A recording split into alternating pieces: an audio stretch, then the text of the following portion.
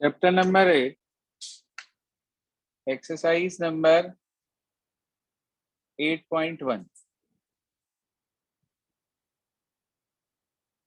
Question number 5 तक complete कर चुके हैं हम, 6 ऑनवर्ड ले रहे हैं। देखिए ध्यान से, क्वेश्चन नंबर 6 कहता क्या है।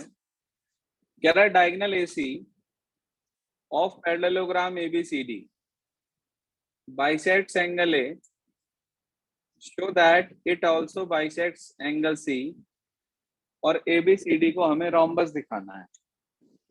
ध्यान दीजिएगा, ये है क्वेश्चन। फिगर बनेगी रोम्बस के जैसे,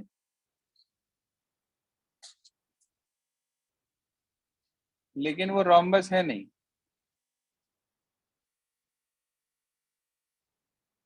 ABCD ये इसका डायगोनल है AC। वो कह रहा है ये एंगल A को बाइसेक्ट कर रहा है। ठीक है जी, ये पैरेललोग्राम दिया है, ये इसे बाइसेक्ट कर रहा है। आपको प्रूव करना है कि AC एंगल C को भी बाइसेक्ट करेगा, और दूसरा ABCD एक रोम्बस है। ध्यान से देखिए प्रूफ। सर मुझे लाना है कि AC एंगल C को बाइसेक्ट करेगा, इसका मतलब मुझे किसी तरह इस वाले एंगल को इस वाले एंगल के इक्वल लाना है। अब कुछ बच्चे जो इसमें गलती करते हैं कॉन्ग्रुएंसी लगाने की, उनका पूरा क्वेश्चन गलत हो जाता है। वो क्या करते हैं कि इस ट्राइंगल और इस ट्राइंगल के अंदर कॉन्ग्रुएंसी लगाते हैं, ये वाली साइड इसके इक्वल, ये वाली साइड इसके इक्वल। ठीक है जी, और AC AC कॉमन। कुछ भी गलत नहीं है, बिल्कुल ठीक है। और फिर क्या करते हैं वो, जब ये दोनों ट्राइंगल कॉन्ग्रुएंट हो जाते हैं तो CPCT से कहते हैं एंगल 3 4 के इक्वल आ गया। सर अब आपकी अगर वीडियो बंद हो गई। एंगल 3 4 के इक्वल आ गया अगर हमारे पास, तो अब मुद्दा ये है कि वो एंगल 3 और 4 जो इक्वल आ गए आपस में, वो बिल्कुल ठीक आए, गलत तो आए नहीं। तो इसका मतलब ये हुआ कि इसमें गलती कहाँ हुई, मिस्टेक क्या है। मैं आपसे कह रहा हूं कि क्वेश्चन कट जाएगा, 0 मिलेगी आपको। तो गलती कहाँ पे हुई।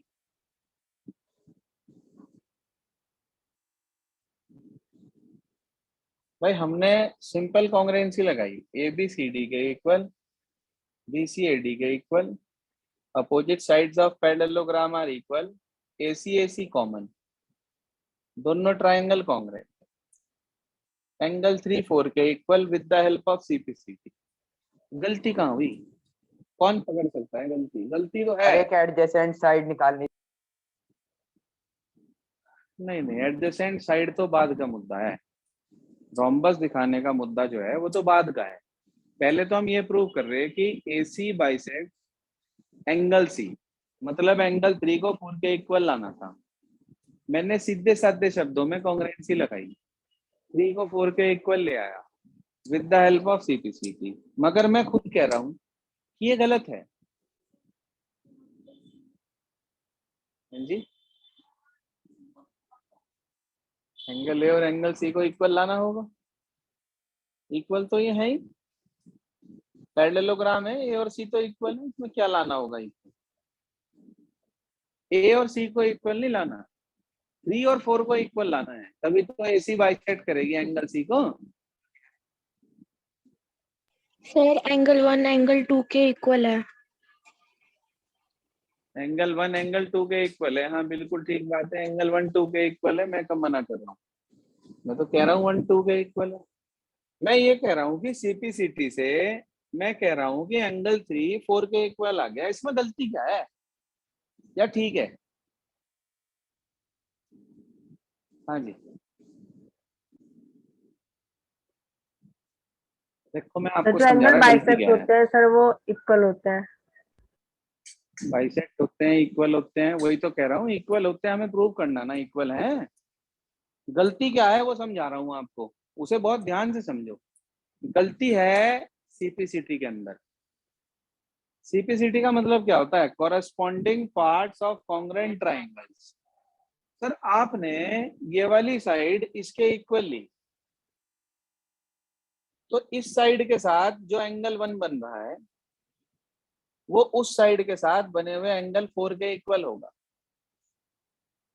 और इधर आपने बीसी के साथ एडी ली, तो बीसी और एसी के बीच में जो एंगल यहाँ है वो सीपीसीटी से 4 के इसके इक्वल होगा, 2 के, ना कि एंगल 3 और 4 डायरेक्ट इक्वल हो जाएंगे।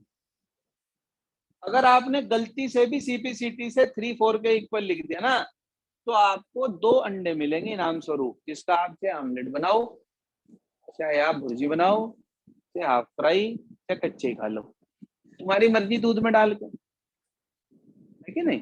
अब तो नवरात्रे भी खत्म हो गए, कुछ भी कर सको तुम अंडों के साथ। अब वो तुम्हारे पर डिपेंड करे कि भाई तुम्हें अंडे ही खाने या डंडे खाने, कुछ भी खा सको तुम। तो 3, 4 के इक्वल सीपीसीटी से नहीं बनेगा। सर तो उसका आसान तरीका क्या है? उसका सर। आसान तरीका ये है, समझो, सुन लो। एंगल 1 इक्वल टू एंगल 4, क्यों भाई? सीपीसीटी से 1 4 के इक्वल क्यों लाए हम? 1 तो 4 के इक्वल ऑलरेडी है, क्योंकि ये पैरेललोग्राम है। और angle 2 equal angle 3, alternate interior angles. But मगर एंगल 1 इक्वल है एंगल 2 के, क्यों? Sir bisect. AC bisects angle है, ध्यान से देखना। 1 4 के इक्वल, 2 3 के इक्वल, मगर 1 2 आपस में इक्वल। तो इसका मतलब 3 किसके इक्वल हो गया? डायरेक्ट हो गया। हाँ भाई, 3 4 के इक्वल आ गया। आप कह देंगे सो AC bisects angle C। Clear है भाई यहां तक?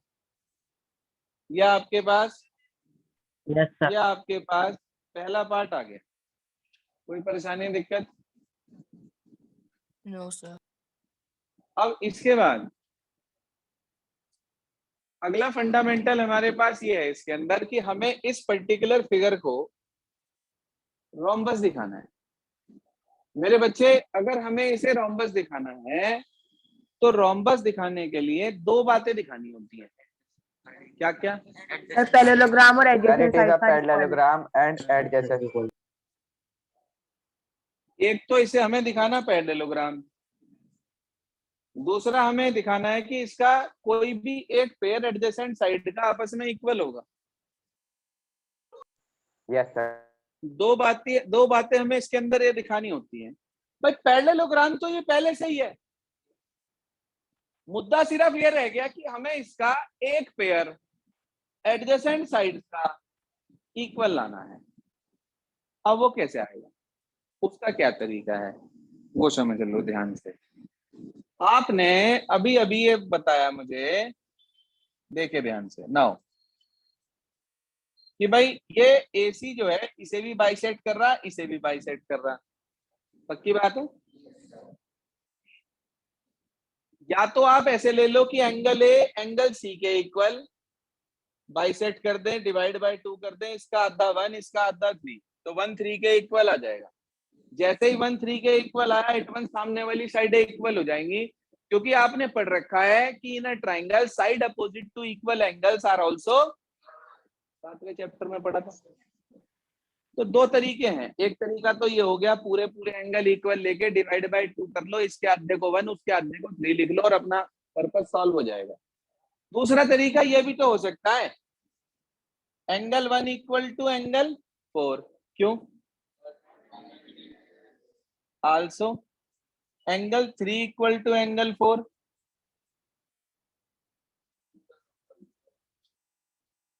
गलत तो नहीं कहा भाई? अभी तो आपने प्रूव करा 3 4 के इक्वल है, प्रूव्ड अबव। तो 1 4 के इक्वल, 3 भी 4 के इक्वल, तो क्या कह सकते हैं? इट इम्प्लाइज 1 3 के इक्वल हो गया। कौन से ट्राइंगल के पार्ट हैं 1 और 3? ABC in triangle ABC angle 1 equal angle 3, reason दिया आपने जस्ट प्रूव्ड अबव। और जैसे ही एंगल 1 3 के इक्वल हुआ, एट वंस हम कह सकते हैं कि इसकी बीसी और इसकी एबी आपस में इक्वल हो जाएगी। रीजन बताओ।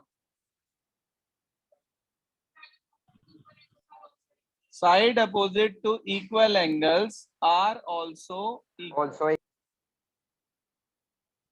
सर पैरेललोग्राम तो वो पहले से ही था, एक पेयर एडजेसेंट साइड का आपने इक्वल दिखा दिया, क्या बन गया? रोम्बस। क्या बन गया ये?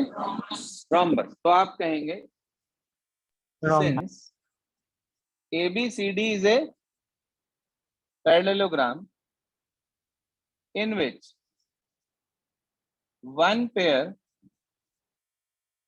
of adjacent sides are equal, it implies ABCD is a क्या? Rhombus. ABCD is a rhombus. तो ये आ गया हमारे पास फंडामेंटल। तो सबसे पहले पार्ट में उसने कहा था प्रूव करो AC बाइसेक्ट्स एंगल C, कर दिया हमने। दूसरे पार्ट में उसने कहा ABCD इज ए रोम्बस, वो भी प्रूव कर दिया हमने। नोट कर लें इसे अपने पास।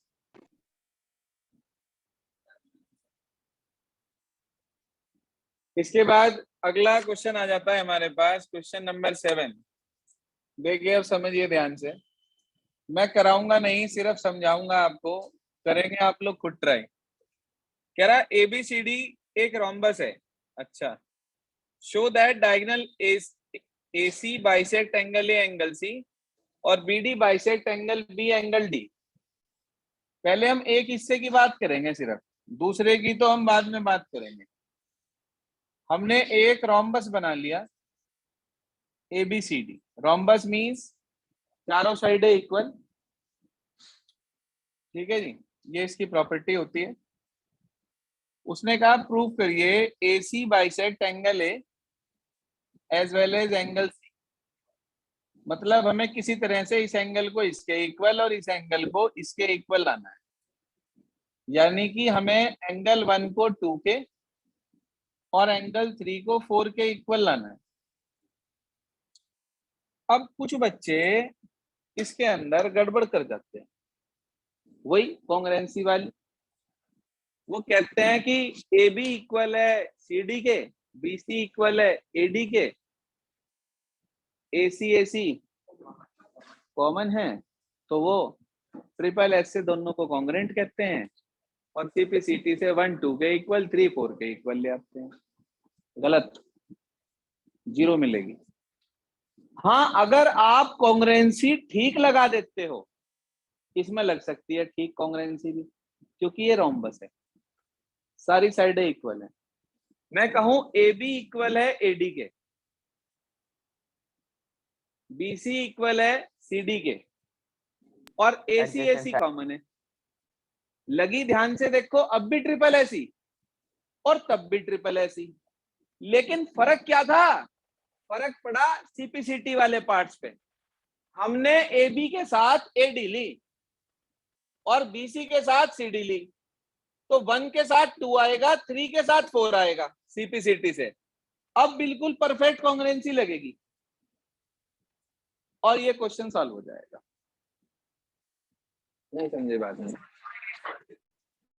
कॉन्ग्रुएंसी बहुत आसान होती है यदि हम सिंपल जगह पर उसको अप्लाई कर रहे हैं, लेकिन वही कॉन्ग्रुएंसी बहुत कॉम्प्लिकेटेड हो जाती है अगर हमें CPCT के parts, corresponding parts according to the requirement ना मिल रहे हो सीधे सीधे। तो बहुत ध्यान से कॉन्ग्रुएंसी लगानी होती है कि जो कॉरेस्पॉन्डिंग पार्ट्स की बात हो रही है वो प्रॉपर हमें इसके अंदर मिल रहे हैं या नहीं मिल रहे हैं। तो हमने इसके अंदर कॉन्ग्रुएंसी ही लगाई। ध्यान दीजिए आप, पहला पार्ट प्रूफ कर रहा हूं, मैंने लिखा ट्राइंगल, लिखे आप भी साथ साथ। In triangle ABC and in triangle ADC, ABC और ADC, पार्ट भी उसी हिसाब से लिए, A B equal to A D, B C equal to D C और A C equal to A C. इसके लिए रीजन ऑल साइड्स ऑफ, शाबाश, rhombus are equal. A C equal to A C क्यों? Come on, by क्या लगेगी? Triple S congruency. By triple S को दोनों triangle congruent हो गए, एबीसी कॉन्ग्रुएंट हो गया एडीसी के, 1 इक्वल आ गया 2 के, 3 इक्वल आ गया 4 के। रीजन आपने दे दिया मेरे बच्चे बाय सीपीसीटी, और आप कह देंगे it implies AC bisects angle A as well as angle C. इसके बाद लाइन लिख देंगे इट इम्प्लाइज का सिंबल ऐसे बनता है, इक्वल लगा के आगे arrow. It implies AC bisects angle A as well as angle C। ये पहला टुकड़ा हो गया। अब हमें दूसरा पार्ट प्रूव करना है, मतलब हमें दिखाना है कि BD bisect angle B and angle D। जैसे ये वाला पार्ट करा ना आपने, बिल्कुल जैसे ये वाला पार्ट करा, सेम टू सेम फंडामेंटल पे दूसरा पार्ट करेंगे। ऐसे इधर से इसे ज्वाइन कर देंगे। अब की बार दो ट्राइंगल लेंगे, एक तो BAD और एक BCD। ये वाली साइड इसके इक्वल, ये वाली साइड इसके इक्वल, इक्वल। ठीक है जी। और BD कॉमन। यहाँ ले लेना 5, यहाँ 6, 5 6 के इक्वल, 7 8 के इक्वल। It implies BD bisect angle B as well as angle B। देखो क्वेश्चन भारी नहीं है, लेकिन दिमाग में बिठाने की जरूरत है कि एग्जाम में जब ये क्वेश्चन आए तो इस क्वेश्चन को देखते ही आपके दिमाग में ये बात स्ट्रॉक करनी चाहिए एकदम से कि ये तो वो क्वेश्चन है जिसके अंदर हमें कॉन्ग्रुएंसी ध्यान से लगानी है। नहीं तो 101% आप गलती करके आओगे पेपर के अंदर। 100% नहीं, 101% गलती होनी श्योर इवेंट है ये, मतलब प्रोबेबिलिटी 1। समझ में आ रही बात? ये इसका सेकंड पार्ट आप कर लेंगे या मैं करके बताऊं? कर लेंगे। कर लेंगे। इसके बाद एक क्वेश्चन है 8, उसके अंदर भी एक पार्ट ऐसा ही है। सेकंड पार्ट यदि आप उसका देखो तो आपको ऐसा लगेगा हुआ ये तो हमने अभी अभी प्रूफ करा। देखो आप 8 का सेकंड पार्ट, 8 के फर्स्ट पार्ट में स्क्वायर दिखाना है और रेक्टेंगल दे रखा है। आप मुझे ये बताओ कि स्क्वायर दिखाने के लिए 3 बातें दिखानी होती हैं, वो कौन कौन सी 3 बातें हैं? सर एडजेसेंट साइड, पैरेललोग्राम और 90 डिग्री, 1 एंगल 90। देखो पैरेललोग्राम एक एंगल 90 का और एक पेयर एडजेसेंट साइड का इक्वल लिखवा रखा आपको। यस वो सर। रेक्टेंगल पहले से है, इसका मतलब उसमें पैरेललोग्राम और एक एंगल 90 वाली प्रॉपर्टी ऑलरेडी है। क्या दिखाना रह गया? Adjacent side equal. एक पेयर एडजेसेंट साइड का इक्वल, यही तो दिखाना रह गया। वो आपने क्वेश्चन 6 में दिखाया ही था रोम्बस दिखाने के लिए। जो कंसेप्ट आपने क्वेश्चन 6 में लगाया था ना, आधे आधे इक्वल दिखा के, 1 3 के इक्वल दिखा के और सामने की साइड इक्वल, अभी अभी जो प्रूव करी थी आपने, वो फंडामेंटल तो लगेगा पहले पार्ट में। और जो अभी आपने 7th क्वेश्चन में फंडामेंटल लगाया कि BD bisects angle B as well as angle D, वो लगेगा सेकंड पार्ट में। तो इसका मतलब जैसे 6वां और 7वां करा, मिला के 8वां करना आपको, तो वो आपको खुद करना है, मैं नहीं कराऊंगा। ठीक है जी। कल 1 से 8 तक के जो आपके क्वेश्चंस हैं वो आपको रिपीट करने हैं। ठीक है जी, सारे के सारे दोबारा से, चाहे आपने आज शुरू के 5 करे थे या नहीं करे थे, मुझे उससे कोई लेना देना नहीं है। Geometry you have to repeat again again again and again and again and again and again. रट जाने 6 सवाल। क्वेश्चन ऐसा होना चाहिए, क्वेश्चन देखा और एकदम क्लियर। ये तो ये है, भले ही कल आपका टेस्ट है, भले ही कल आपका टेस्ट है, मगर आप अपना काम कंप्लीट कर लें, आधे आज कर लें, आधे कल कर लें, या सारे आज कर लें, सारे कल कर लें, वो आपकी मर्जी है। कल आपका टेस्ट लेंगे हम, और इसी टाइम पे लेंगे, 6 से 7 ही, क्योंकि कुछ बच्चों का Okay. स्कूल है, छुट्टी नहीं है कल कुछ स्कूलों में, ऐसा सुनने में आ रहा है। ऐसा ही है क्या? छुट्टी है वाली इंग्लिश की, एमजी की सर छुट्टी है। छुट्टी है? सर। बताइए, अगर एमजी की भी छुट्टी है, सबकी छुट्टी है, तो सुबह ले लेते हैं। Yes yes sir. चलिए देखते हैं, ग्रुप पे डाल देंगे। अभी तो शाम का ही टाइम रखते हैं, बाकी अगर कोई चेंज होगा तो ग्रुप पे डाल देंगे हम आज रात में। आज के लिए सिर्फ इतना ही।